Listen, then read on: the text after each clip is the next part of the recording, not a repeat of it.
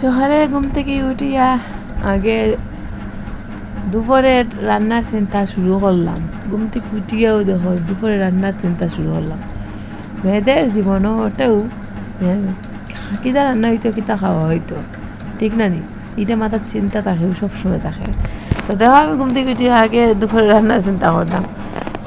যাই হোক আমি সকালবেলা আমরা কেউ খাওয়া দাওয়া করি না, রুটি খাই আর সবজি খাই বা ভাজা থাকলে ভাজা খাই বা চা দিয়েও রুটি খাই, মানে ডেইলি ঠিক নেই কোন দিন কোন ধরনের রুটিন হয় এটা কোনো ঠিক নেই, কিন্তু রুটি ডেইলি মাস্ট খানি হয়, ভাতও আমরা খাই না আর সকালবেলা খাওয়া হয় না। তো আমার মেয়ের লাগি রান্না করি, ছোটো মোটো ডেক আছে কড়াইয়ের মধ্যে একটু তরকারি রান্না করি, ভাজা করি, মেয়ের জন্য রান্না করি।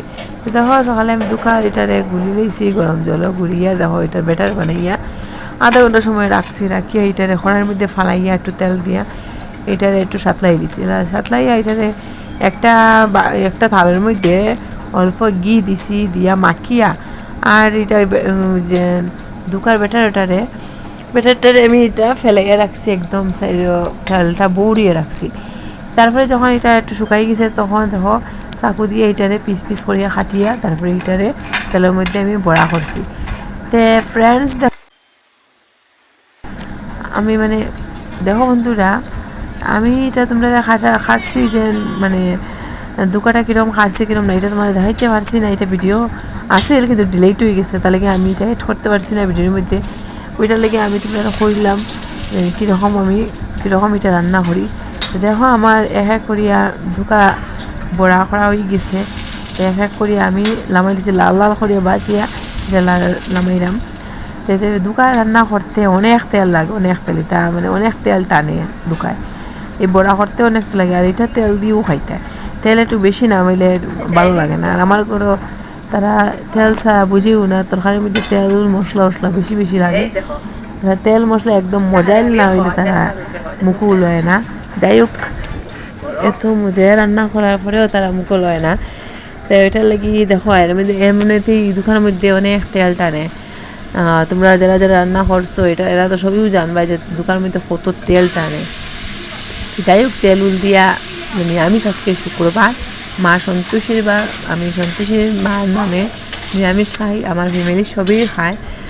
আর দেখো আলুটারে কাঠিয়া ধুইয়া আমি কড়াইয়ের মধ্যে ফ্রাই করা বয়াই দিছি, তেল দিয়া এটার মধ্যে হলুদ দিছি, লবণ দিছি, দিয়া এটারে 10 মিনিটের লাগি কম আছে এটারে ডাকিয়ে রাখছি। যখন আলুটা একটু হালকা সিদ্ধ হয়ে যাব তারপরে এটারে বাজা বাজা করিয়া আমি লামাইয়ে দিব। এখন দেখো আমি একটার বাটির মধ্যে মশলা রয়েছি, মশলার মধ্যে আছে এখানে দেখো জিরা গুঁড়া আছে, এখানে আছে লঙ্কা গুঁড়া আছে, হলুদ গুঁড়া আছে, তারপরে দিছি স্বাদ মতো লবণ দিছি। আর লবণ তো দিছি আলু ভাজার সময় কিন্তু লবণ একটু দিছি, এর লাগে এটা মানে একটু বুঝিয়ে দিতে লাগবো, নাহলে তিতা হয়ে যাব। তো এটার মধ্যে অল্প আমি চিনি অ্যাড করবো, তোমরা দেখবা আমি চিনি অ্যাড করবো। আর এটার মধ্যে আমি করছি ধনিয়ার গুঁড়াও দিছি অল্প 1 চামচ, ছোটো চামচ দিয়ে 1 চামচ ধনিয়া গুঁড়াও দিছি। দিয়া এটার মধ্যে দেখো আমার আলু দেখো এটা আলু একদম মানে উই গেছে, হালকা রয়েছে বাকি। আলুটা বলাটা কি সিদ্ধ হয়ে গেলে মানে রান্না করতে সহজ হয় বা ভালো হয় রান্না। তো দেখো আমি ওই চিনি অ্যাড করতাম এটার মধ্যে অল্প, নিরামিষ রান্নার মধ্যে চিনি অ্যাড করলে কালারটা সুন্দর হয়। আর আমার মিষ্টি খাইতে ভালো লাগে না, সত্যি কথা হইতে তরকারির মধ্যে মিষ্টি তরকারি আমার একদম ভালো লাগে না, আমি জাল জল খাইতে ভালো খাই। তো এখন দেখো মশলাটা দেখো খুব সুন্দরভাবে এইটারে মানে মশলাটারে ফ্রাই করবো, করিয়া যখন মশলা থেকে তেল ছাড়ি যাব তখন আলু যেন ফ্রাই করে রাখছিলাম এটা আমি দিলাম, দিয়া ভালো টিকিটারে আমি সাতলাইমু, এটারে ভালো টিকে মশলার সাথে আলু মিলাইয়া সাতলাইমু ভালো হরিয়া মিলাইয়া যখন দেখমু যে ভালো টিকে মিক্স হয়ে গেছে তখন এটার মধ্যে আমি জল দিলাইমু। গরম জল করিয়ে দিলে খুব ভালো, আজকে আমি সময় পাইছি না গরম জল করিয়ে দিতাম। আমি রান্নার মধ্যে গরম জল দিই, তরকারির মধ্যে টেস্টটা ভালো হয় আর তার রান্নাও তাড়াতাড়ি হয়।